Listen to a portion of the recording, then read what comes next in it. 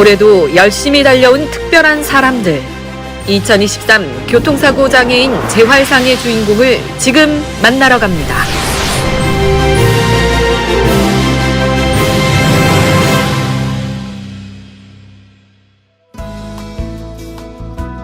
오늘 일정이 어때요? 그거 늘 똑같이 뭐. 오늘도 어김없이 가벼운 운동을 하고 있는 도영길 씨. 매일 조금씩 하는 운동은 습관이 된 지 오래입니다. 그는 행정공무원으로 만 3년을 근무하던 1997년 8월 갑작스러운 교통사고로 전신이 마비가 되는 지체장애인이 되면서 10년을 넘게 은둔 생활을 했다고 하는데요. 그러다 장애인 활동지원사와 밖으로 나갔던 것이 재활의지에 불을 지피게 된 것. 사회로 나간 게 지금 거의 10년, 11년 좀 그리 오랜 기간은 아닌데 그때 이제 처음으로 내 자신이 장애인 몸임에도 불구하고 다른 사람들한테 보여도 뭐 부끄럽다기보다는 공무원생활 열심히 하다가 사고를 나서 장애인이 된 것 뿐인데 위축될 필요가 뭐 있나 그런 이제 스스로 위안이 돼서 밖으로 나가기 시작했어요. 도영길 씨가 지필에 몰두하고 있습니다.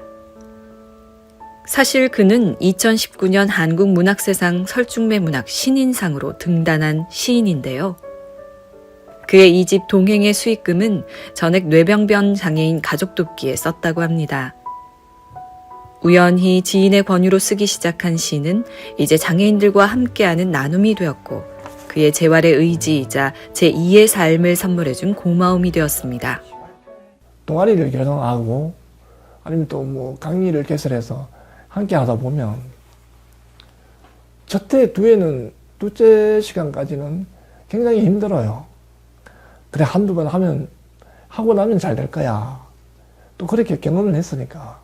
그래서 지금은 저는 뭔가를 계획을 할 때 항상 그런 기분으로 일단 시작하게 되면 시작이 반이라고 그러잖아요. 일단 시작만 하게 되면 어떻게 될 거야. 내만 혼자 하는 게 아니고 또 주위에서 도와주고 격려해주고 응원하는 분들이 있으니까 그 막연히 두려움보다는 일단 먼저 시작하는 게 지금은 버릇이 된 것 같아요. 나는 부족하고 모자라지만 누군가의 디딤돌이 될 수 있다는 의미를 담고 있다는 디딤돌 시문학 동아리. 곧 발간될 시집을 다시 살피고 있는데요. 회원들의 소감을 들을 때마다 그는 더 큰 기쁨을 느낍니다. 제가 이런 글을 쓸 줄을 몰랐어요. 그리고 이렇게 잘 나올 줄도 몰랐고 저한테 이런 재주가 있는 것도 이제 몰랐다고 이야기를 하면서 결과물이 이렇게 나와서 보여주면 너무 뿌듯해하고 또 그 어떤 자기 작품을 가지고 가정에 가면 가족들이 또 새롭게 응원해주고 그런 이야기를 들었을 때 참 잘했다. 이제 그런 생각도 들고 1년을 돌이켜보면 너무 힘들지만 내년에 또 다시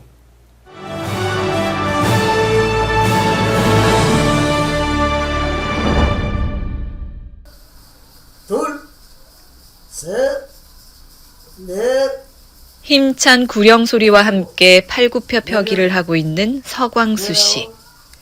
아침에 일어나면 그가 빼놓지 않고 하는 운동입니다. 27, 팔의 힘은 물론 허벅지 근육을 기르기 위함인데요. 33, 지칠 법도 한데 멈출 줄 모릅니다. 35. 이번엔 칠레 자전거 타기 순인가 본데요.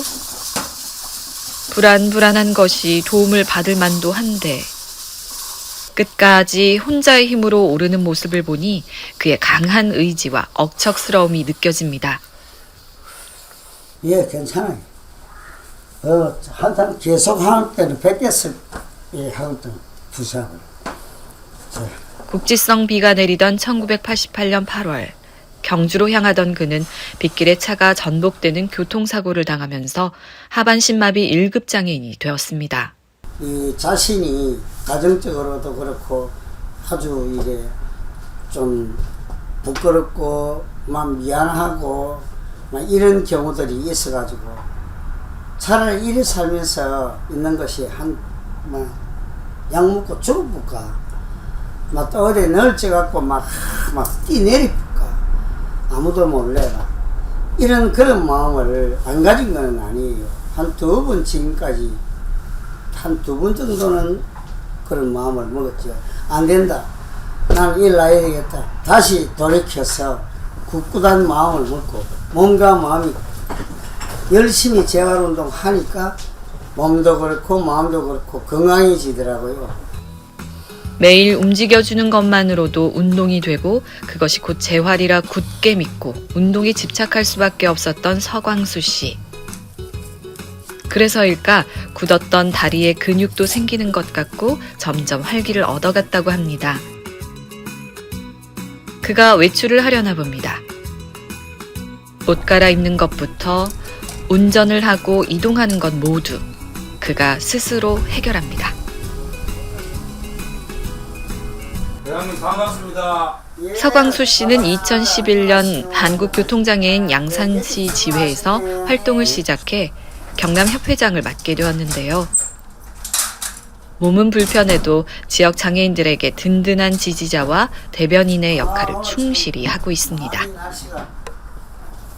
그런 사람을 조금 용기와 또 이런 거 내하고 같은 입장이 아니냐 열심히 우리 협회 사무실에 놀러도 오고 또 우리가 며칠 뭐 다른 타 단체에 행사가 있으면 같이 이렇게 가고 또 이래가 상담을 이렇게 좀 여러모로 이렇게 하다가 보니 그런 사람도 나중에 마음의 문을 열어서 아이고 뭐 서회장님 덕으로 제가 오늘까지 완전 마음이 닫기가 있었는데 지금 많이 열렸고 다시 새 세상을 보는 것처럼 새로운 세상을 지금 제 여인생을 사노라 하면서 너무 좋아하면서 같이 이 재활 운동을 하고 있습니다.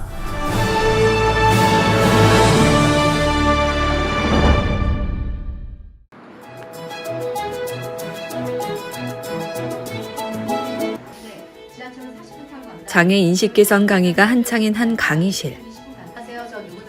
23년 동안 사회복지사로서 장애 인식 개선 강사로서 활동하고 있는 주은미 씨는 오프라인 강의는 물론이고 온라인 강의를 통해서도 많은 이들을 만나고 있는데요. 그녀가 교통사고 예방교육 강의로 만난 사람은 7천여 명에 달한다고 합니다. 그녀는 1991년 당시 20살이던 그때 대학 진학을 앞두고 여행을 다녀오던 길 불의의 사고로 다리를 절단하고 하반신 마비라는 장애를 안게 되었다는데요. 20살에 제가 생각했던 20살은 대학에 합격해서 뭔가 내가 원하는 거를 하고 살 수 있을 거야 라고 생각을 했는데 그 상황이 되게 많이 속상하고 그리고 굉장히 무서웠어요. 내가 앞으로 뭔가를 다시 시작할 수 있을까? 하지만 20살 꽃 같은 나이에도 재활 의지를 다졌던 이유는 가족, 친구, 교수님 등 주변의 도움과 배움을 포기하지 않았던 그녀의 강한 의지, 스스로를 믿는 믿음에서 시작되었다고 합니다. 근데 아무도 나한테 소망을 얘기하지 않는 그 시기에 누군가 나를 바라보고 소망을 얘기하는 그 메시지를 본 거예요. 그래서 내가 나도 앞으로 뭔가 살면 희망이 있을까? 소망이 있을까? 이제 그런 것들을 하면서 마음에 대한 힘을 갖게 된 것 같아요. 그래서 제가 그 다음에 학교를 졸업하고 여러 가지 스펙이나 공부를 했지만 사실 그거보다는 제일 중요했던 게 스스로 나를 존중히 여기는 마음이 내가 되게 소중한 사람이고 내가 살아있는 존재로서도 나는 가치가 있고 누군가 나를 보고서도 희망을 가질 수 있고 나 스스로도 뭔가 찾아볼 수 있겠다라는 마음이 그때 들기 시작했거든요.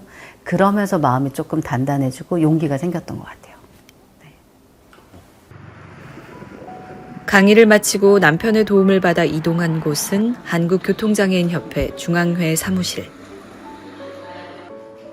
주은미 씨는 이곳에서 교통사고 예방상담지원센터 센터장을 맡아 자신의 처지와 같은 이들에게 희망의 씨앗을 뿌리고 있습니다. 그분들한테 뭔가 내가 살면 내가 할 수 있는 일들이 있다 라는 것과 그분들이 자기가 할 수 있는 것들을 찾게 되면 누가 열심히 살아, 너는 재활해야 돼, 이런 얘기를 하지 않아도 자기가 그럼 나는 이걸 통해서 어떻게 살까를 생각을 하게 되고 뭔가 꿈을 꾸게 되시더라고요. 그래서 살아날 수 있도록 저는 그렇게 그분들의 옆에서 이렇게 계속 얘기를 들어주는 역할, 그런 역할이 저한테는 저의 사명이라고 생각합니다.